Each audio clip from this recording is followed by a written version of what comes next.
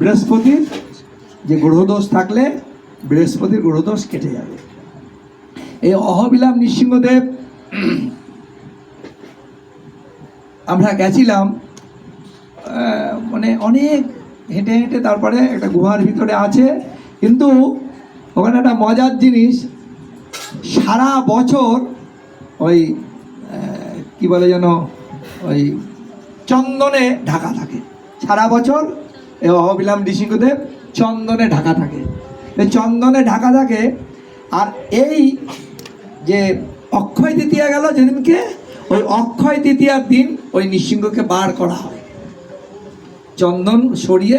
চন্দনের একেবারে অত বড় স্তূপ হয়ে যায়, বিগ্রহ অত ছোট, আর চন্দনের বিগ্রহ আমাদের দেখার ভাগ্য হয়নি, আন্দাজে বলছি ছোট, অত বড় উঁচু চন্দনের এরকম স্তূপ হয়ে যায়।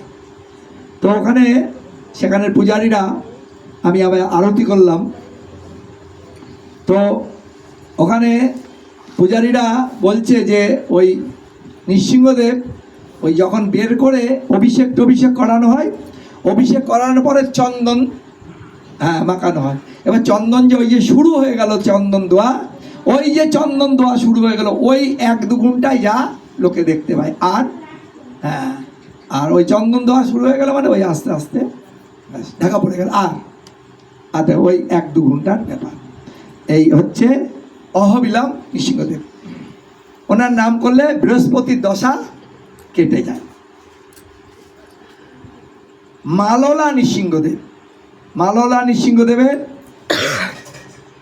নাম করলে শুক্রের দোষ কেটে যায়, শুক্রের দোষ। তারপরে বরাহ নৃসিংহদেব, বরাহ নৃসিংহদেবের নাম করলে রাহুর দশা কেটে যায়। তারপরে করঞ্জা নৃসিংহদেব, এই করঞ্জা নৃসিংহদেবের নাম করলে চন্দ্রের দোষ কেটে যায়। তারপরে ভার্গব নৃসিংহদেব, ভার্গব নৃসিংহদেব, এই ভার্গব নৃসিংহদেবের নাম করলে রবির দশা কেটে যায়।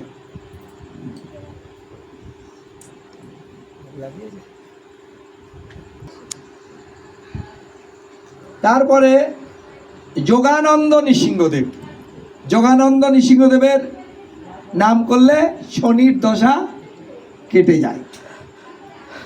8 নম্বর ছত্রবটা নৃসিংহদেব, ছত্রবটা নৃসিংহদেব, এই ছত্রবটা নৃসিংহদেবের নাম করলে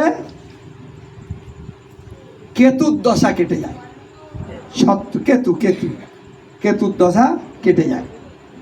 তারপরে শেষে 9 নম্বর হচ্ছে পাবন নৃসিংহদেব, এই পাবন নৃসিংহদেবের বুধের দশা কেটে যায়। এই 9 রকম নৃসিংহদেবের কথা আমরা আজকে শুনলাম। আমরা অনেক অনেক সৌভাগ্যবান। আমার সময় শেষ হয়ে গেছে।